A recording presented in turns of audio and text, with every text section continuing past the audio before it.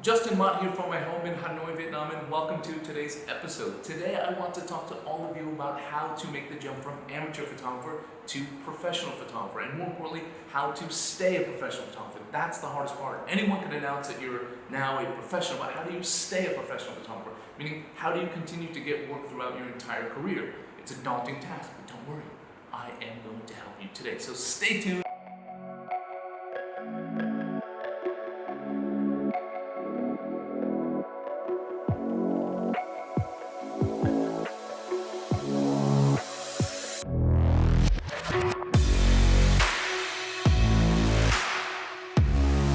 So how does it work? Do you need to get a certificate? Do you need to have a degree that says I'm a photographer? Do you need the photo gods to have a ceremony or a ritual of sorts and they anoint you a professional photographer?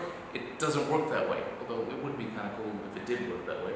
I'm trying to imagine that ritual right now. That's not how it works. How it works is once you have a website, you are a professional photographer. That doesn't mean you're good enough to be a professional photographer, but once you have that website, you have that branding, you are a professional photographer. So the first piece of advice, and something you can't move on until you do this, you need to commit to this. You need to say, I'm going to be a professional photographer. You need to commit financially, you need to commit mentally, you need to say to yourself, I am going to make this happen no matter what it takes. Just right now, whatever that means, write it down or make a contract yourself or post it on your mirror or put something next to your bed. Commit to being a professional photographer right now. The next piece of advice I want to give you is to strengthen your portfolio. Now I talked about it in another vlog, so if you noticed that before, I'm sorry, there will be a little bit of crossover. But you need to have a body of work that represents the kind of work you want to get paid to do. So if you want to do portrait studio work, you need to have some of that work in your portfolio. No one's going to hire you with a blank portfolio. They're just not going to do it. Even friends will be skeptical. Out there, spend some time, build up a body of work, figure out how to do that. I'm not going to tell you how to do that, but figure out a way. It's not that difficult. Take your camera, go out and shoot the kind of work that you want to get paid to shoot. That leads me to the next piece of advice, which is to get a proper website. Once you have that portfolio, once you have an amount of work that you feel strongly about, of course you always want to get better. Throughout your entire career, you should always be aiming to improve. But once you have a decent body of work that can fill a website, then get a proper website. Don't put it on a Facebook gallery. Don't just have your Instagram account. Have those things, but you need a proper website. You need proper branding. No one will take you serious if you don't have a dedicated website. You need a website with a portfolio showcasing your work. A dedicated website will show that you are dedicated to this career in photography, and it'll lead to people hiring you. So go out there and get a proper website. It doesn't need to be expensive. There are free templates out there. Do a little research. I use Squarespace, but that costs money. Figure out what works for you and your budget. So now that you've got your portfolio and you've got your website, the next thing you need to do is now announce it to the world. Go ahead and say it right now. You can look around your house and say, I am a professional photographer. I am a photographer. Someone will ask you, what do you do? What do you say?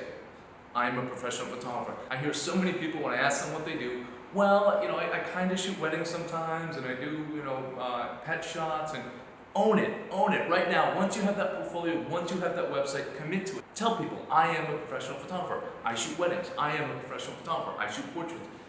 You don't have to say it as emphatic as I'm saying, but just commit to it. Don't mumble about, you might do this, you might do that. Have confidence in yourself, have confidence in your work, have confidence in the career choice that you've made, which is to be a what? A professional photographer. So make that announcement to yourself, make it to the world, and own it. Be a professional photographer. Now you've got your website, you've made your announcement to the world, you've got that strong portfolio. Now what do you do every day? How do you deal with your daily week? What do? Do you wait for jobs to come in, shoot, and then when you're not, you hang out at coffee shops or you come home and watch Netflix? No, that will not work for you. I've seen a lot of talented photographers do that and you won't get work. You need to be disciplined. You need to have a dedicated work week. Now you might say, well, I didn't get into photography to have an office job.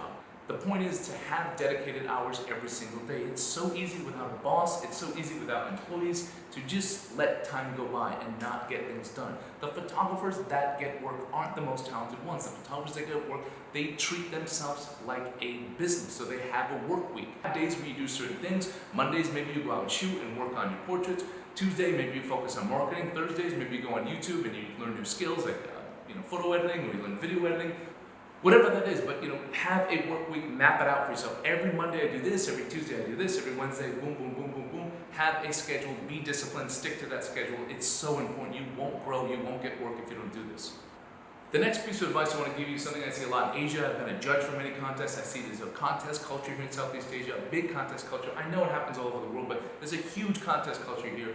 Don't get caught up on that. If you win a contest, great. Enter it to have fun, cool. But don't put a lot of stock into it. Don't let it define you as a photographer. If you don't win a contest, it doesn't mean you're not good. If you do win a contest, it doesn't mean you are good. Contests are their own things, but they don't equate to work. They have no relativity to business whatsoever. I know so many people who won contests, they never get work. They've never started a business as a photographer. They just happen to be good at contests. So don't put stock into a photography contest. Now, the next piece of advice goes back to what I was talking about before with having that work week where you schedule things out, you have a day or 2 days or however that works. Set aside a day to go shoot.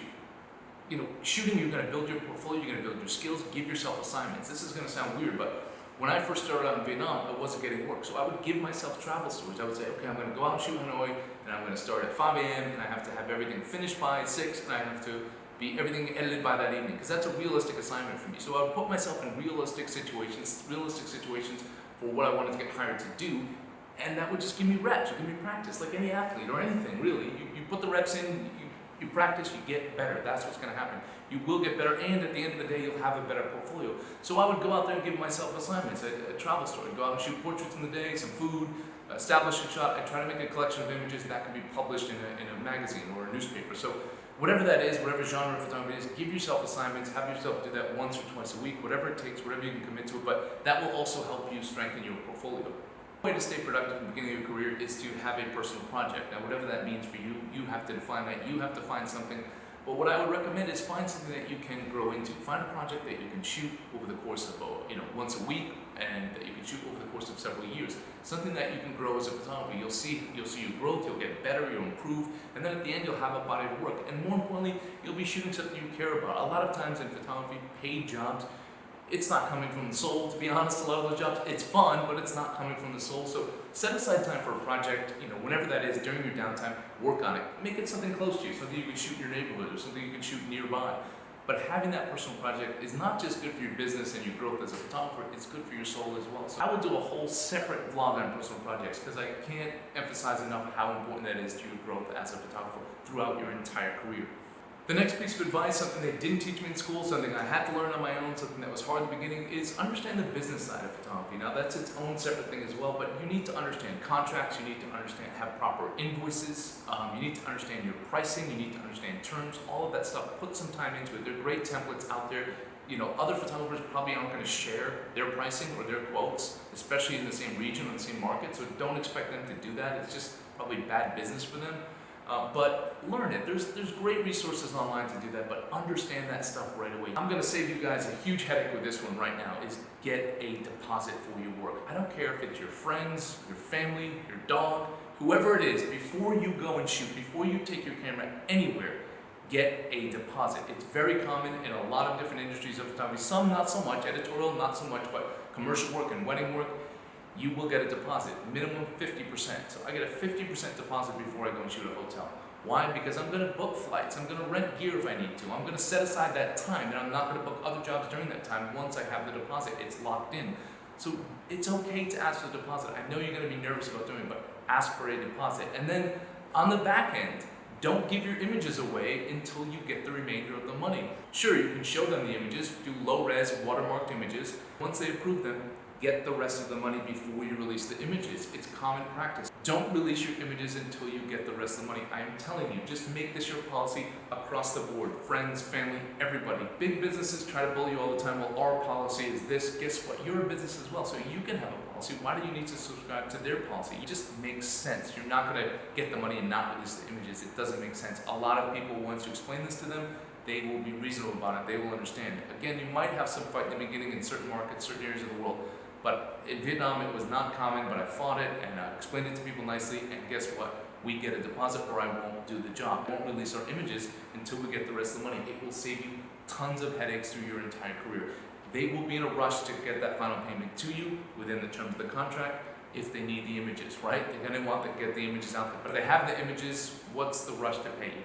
and you are a small business and you're gonna need this money. So get a deposit and don't release the images until you get the final payment. The next piece of advice I want to give you is to understand the market and understand your competition. So you need to know where you're at in the market. You need to know what is the pricing for the work that I do within this market. Pricing is the Wild West, so you'll constantly be adjusting. For my hotel work, we had to find a way to price based on days and based on usage, and then figure out what the market is and then make those adjustments. If you're not getting the work based on your quotes, you need to take a look at the quality of your work and the pricing. So understand the market, understand the competition, and always be evolving and always be ready to change. So that's all my tips for today. I hope you learned something. If something was confusing, I do talk fast. Sometimes I have coffee and I just go boom, boom, boom, boom, boom. If you have any questions, ask me in the comment section. I'm happy to help. This is why I do these things. I want people to help. I don't want people to make the same mistakes that I've made. So if you have questions about the business side of photography or how to get started, just ask me in the comment section, because when you ask me publicly like that, other people can learn as well. So don't be shy. Ask me a question. I'd be happy to answer it. Thank you guys, and I will see you for the next episode.